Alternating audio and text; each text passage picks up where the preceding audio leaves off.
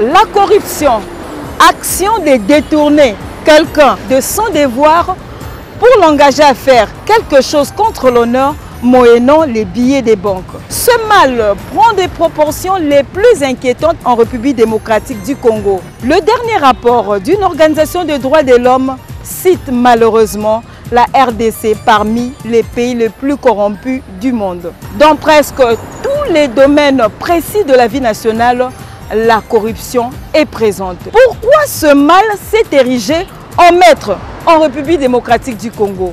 Qu'est-ce que c'est la corruption?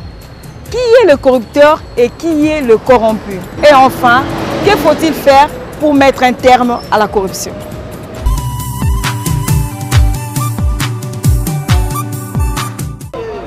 La corruption, c'est juste un acte de corrompre. Lorsque il y a des choses qui se font d'une manière incorrecte dans la malhonnêteté, c'est-à-dire quelqu'un verse l'argent ou encore quelque chose du genre à quelqu'un pour obtenir un avantage dans une voie qui n'est pas légale.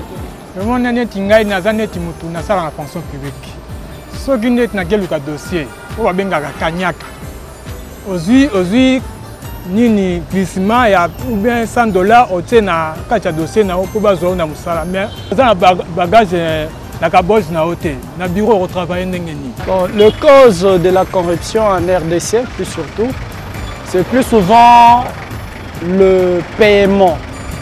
Le salaire n'est pas décent. Et lorsqu'un travailleur qui se retrouve devant un salaire qui n'est pas décent, il est tenté toujours à être, il est exposé, comme si je peux bien le dire, il est exposé à ce qu'on appelle le corrupteur, quelqu'un qui vient corrompre. Pour mettre fin à la corruption dans notre pays, il faut commencer par arrêter celui qui corrompt. On l'arrête, il est puni, il est déféré devant la justice et en ce moment-là, on aura pu mettre fin à la corruption. Puisque celui qui reçoit n'est pas tellement fautif, mais plutôt c'est celui qui sort l'argent pour corrompre, qui est mauvais, qui est en train de détruire la loi. Selon moi, je pense que la première des solutions, il faut d'abord bien payer les gens. C'est ça, il faut améliorer les salaires des gens. Et puis la deuxième chose, il faut aussi faire le suivi dans tous les actes qui sont commis entre les gens qui traitent des affaires de l'État, pas seulement les affaires de l'État, les affaires qui répondent aux intérêts généraux. Et puis aussi, il faut appliquer des mesures coercitives. Donc il faut sanctionner et les corrupteurs et les corrompus. Pour bannir cette mauvaise pratique, on a besoin de mesures impopulaires, une punition corrective, tant du corrupteur que du corrompu nous aidera à bannir cette pratique. Mais pour ce faire, il faut commencer par comprendre pourquoi on est corrompu et pourquoi on corrompt. Est-ce que si quelqu'un était mieux dans sa peau, pouvait-il facilement se laisser corrompre?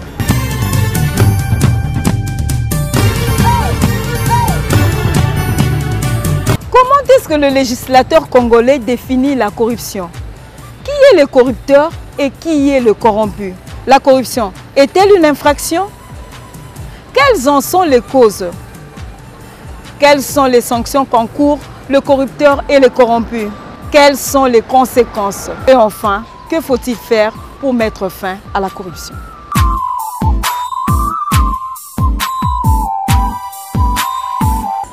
La corruption, selon la loi, c'est le fait pour un agent de l'État, celui qui travaille pour le compte de l'État, un fonctionnaire, par exemple un magistrat, un ministre ou tout fonctionnaire de l'État public, toute personne qui travaille ou qui preste dans une société privée pour le compte des intérêts de l'État, ou tout arbitre qui est commis par la justice pour le compte de la justice, donc de l'État, d'agréer des sommes d'argent, des promesses, des dons ou de recevoir des sommes d'argent, des présents, des cadeaux, pour pouvoir accomplir un acte, même juste, qui rentre dans le cadre de son emploi, mais qui n'appelle pas salaire. Ou même pour commettre un acte injuste, ou encore pire, pour commettre une infraction dans le cadre de sa profession. Donc l'élément clé de la corruption, c'est le fait de l'avoir fait parce qu'il a agréé des offres, des promesses ou parce qu'il a reçu des cadeaux ou une somme d'argent. Un corrupteur, c'est celui qui apporte auprès de l'agent de l'État, auprès du fonctionnaire de l'État, des offres à agréer ou des cadeaux ou une somme d'argent en vue de lui donner comme présent. Et cela dans le but d'obtenir de cet agent qu'il pose soit un acte juste, soit injuste, soit même qu'il commette une infraction dans le cadre de sa profession. Mais le corrompu, c'est celui qui reçoit pour pouvoir poser des actes en fonction de ce qu'il a reçu ou en fonction de ce qu'il a agréé. La loi retient la corruption comme une infraction et cela est compris dans les dispositions des articles 147, 148, 149, 149 bis du Code pénal, livre 2. Lorsqu'on est à l'article 147, la corruption étant une infraction, lorsque l'agent de l'État reçoit des présents ou agrée des promesses ou des dons pour commettre un acte juste, c'est-à-dire un acte qui est normal dans le cadre de sa profession, mais qui n'appelle pas, dans le cas d'espèce, rémunération ou salaire, on appelle ça toujours corruption parce qu'il ne devait pas recevoir de l'argent pour le faire. Et pour ce cas-là, lorsqu'il est pris la main dans le sac, il est puni d'une peine de 6 mois à 2 ans de servitude pénale. Servitude pénale, ça veut dire emprisonnement. Dans l'article 148, là, il commet un acte injuste, c'est-à-dire un acte qui est irrégulier par rapport à ses devoirs professionnels. Là également, l'infraction, dans sa condamnation, dans sa peine, va varier. Le maximum de la peine, qui est de 2 ans, sera augmenté de 10 ans. Et à l'article 149, le fonctionnaire de l'État va plus loin. Il commet même une infraction pour avoir reçu des dons ou pour avoir agréé des offres ou des promesses. On lui a promis quelque chose, une voiture, on lui a promis une promotion. Il commet une infraction, par exemple, il établit un faux document. Ça peut être le cas d'un greffier qui concocte un faux jugement pour donner à un récipiendaire alors que le juge n'a pas décidé là-dessus. Et là, on se trouve au niveau de l'article 149 où une personne commet une infraction tout simplement parce qu'on lui a promis soit une promotion, soit il a reçu de l'argent. Et c'est là, il se retrouvera dans une situation où sa peine, le maximum de la peine, qui pourtant est de 2 ans à l'article 147, est plus qu'injuste, il s'agit d'une infraction, mais de 15 ans de servitude pénale principale. Donc, si le fonctionnaire n'a pas de privilège de poursuite et qu'on se trouve dans la logique de l'article 147, c'est le tribunal de paix qui sera compétent parce que le maximum de la peine, c'est 2 ans. Mais lorsqu'il aura agréé des promesses, toujours dans l'article 147, on dit que cette fois-là également, la peine pourra être doublée. Lorsqu'on prend le maximum de 2 ans à 4 ans, là on est toujours dans le tribunal de la paix. S'il agrée les offres en question, s'il les reçoit, là on est devant le tribunal de paix qui est compétent jusqu'à 5 ans de servitude pénale pour les infractions commises par un individu. Alors au niveau de l'article 148, si le même fonctionnaire, même s'il a ou non, n'a pas de privilège de juridiction, ce sera maintenant le tribunal de grande instance qui sera compétent parce que le maximum de la peine qui est prévu à l'article 147 va maintenant jusqu'à 10 ans et de 10 ans parce que l'acte posé est injuste. Et c'est encore pire pour l'article 149, on dit là le maximum est à 15 ans parce que le fonctionnaire ou l'agent de l'État a commis une infraction pour avoir reçu de l'argent ou pour avoir agréé des offres ou des promesses. Et l'article 149 ter qui parle également ici des dons reçus ou des promesses agréées, non pas par le fait d'un tiers, parce qu'il y a corruption lorsque une personne vient voir le magistrat, vient voir le greffier, vient voir un ministre, vient voir tout agent de l'État et lui propose, soit il lui fait une promesse, soit il propose quelque chose en contrepartie de ce que l'agent de l'État aura à faire. Mais il peut également arriver que ce soit l'action inverse, que ce soit maintenant l'agent de l'État ou le fonctionnaire de l'État qui lui sollicite auprès de l'administré ou bien auprès du justiciable, donc de la personne qui vient vers lui, il sollicite soit des dons, soit qu'il lui soit offert des promesses, afin qu'il pose un acte qui rentre dans l'exercice de ses fonctions. Là maintenant, c'est toujours une forme de corruption, mais juridiquement on appelle ça la concussion. Donc lorsque la demande ou la sollicitation vient de l'agent de l'État, c'est la concussion. Mais lorsque la sollicitation d'obtenir un avantage vient de la personne qui va voir l'agent de l'État, ça, on appelle ça la corruption. Dans le cadre de privé, on peut toujours parler de corruption, mais le législateur, lui, a donné un autre concept. Ça se trouve à partir des articles 150A, 150B, 150C et 150D de la loi, donc du Code pénal livre 2. Et le point 2, on parle des rémunérations illicites accordées aux employés des personnes privées. Mais il faut sous-entendre que lorsqu'on parle des rémunérations illicites, il s'agit de la corruption, mais faite à l'endroit des personnes qui travaillent pour des comptes des particuliers. Les conséquences de la corruption à la personne qui est condamnée pour corruption. L'acte constitue une infraction, il sera poursuivi, et s'il est poursuivi, il sera condamné. C'est au niveau de l'article 149 bis du Code pénal.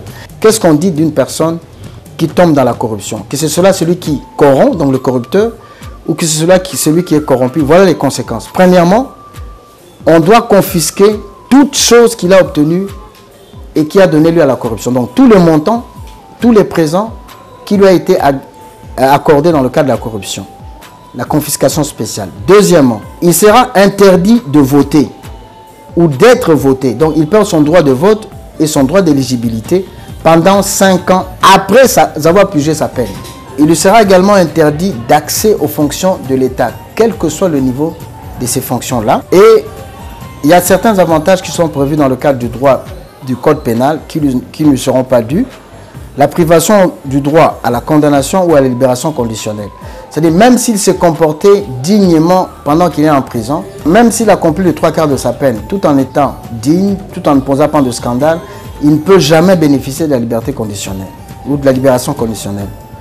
Et enfin, s'il s'agit d'un étranger qui a eu le soin de travailler pour le compte de l'État congolais, ici en République démocratique du Congo, et qui commet l'infraction de corruption, après avoir purgé sa peine, il sera tout simplement expulsé de la République démocratique du Congo. Et quand on parle de corruption, quelque chose qui est corrompu, c'est quelque chose qui est pourri, donc qui perd toute sa substance. Un corrompu, c'est quelqu'un qui ne représente rien. C'est quelqu'un qui est vidé de son âme, qui est vidé de toute espèce de dignité, de toute espèce de déférence, même la plus élémentaire. Donc c'est quelqu'un qui est voué à la pourriture mentale. C'est pourquoi on a toujours dit que la corruption gangrène la société. Parce que c'est au niveau de l'esprit que la corruption frappe les agents de l'État. Les agents de l'État sont ceux qui représentent l'État, c'est-à-dire la dignité de l'État, les valeurs républicaines auprès des administrés. Lorsqu'ils se comportent ainsi, l'image de l'État est galvaudée par rapport aux administrés qui se présentent devant eux. Et la conséquence, c'est quoi? Ceux qui voient l'État faire ça à travers ses agents, les feront également là où ils vont rentrer. C'est aussi le cas pour ceux qui travaillent dans le cadre du gouvernement, pour ceux qui évoluent dans le Sénat, pour ceux qui évoluent au niveau du Parlement.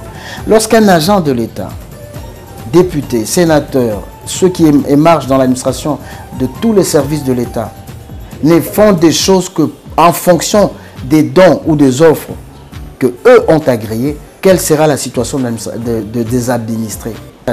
Oui, il est extrêmement important que le chef de l'État comprenne la lutte contre la corruption ne sera jamais dans la victoire tant que les fonctionnaires de l'État, tant que les agents de l'État seront mal payés.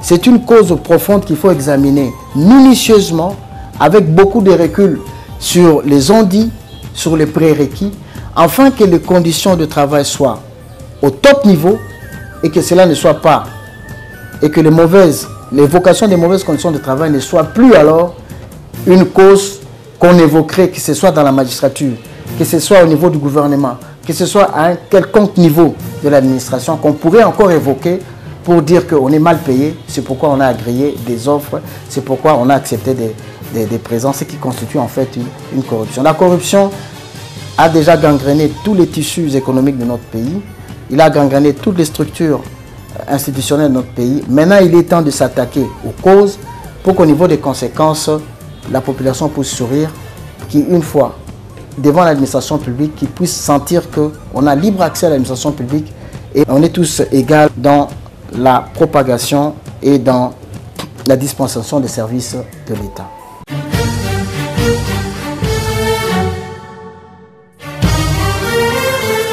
Malgré toutes les formes que la corruption peut prendre, telles que les frais de suivi des dossiers, l'enrichissement illicite, la concussion, la corruption reste toujours une infraction. Le corrupteur et les corrompus perdent leur dignité. Dans un pays où la corruption règne en maître, les réalisations devant profiter à toute une nation, à toute une population, prennent un autre chemin. Il faut savoir que la corruption n'a jamais développé un pays. Alors l'État congolais doit donc lutter pour mettre fin à ces cancers qui gangrènent toute une patrie. Merci de nous avoir suivis et à la prochaine.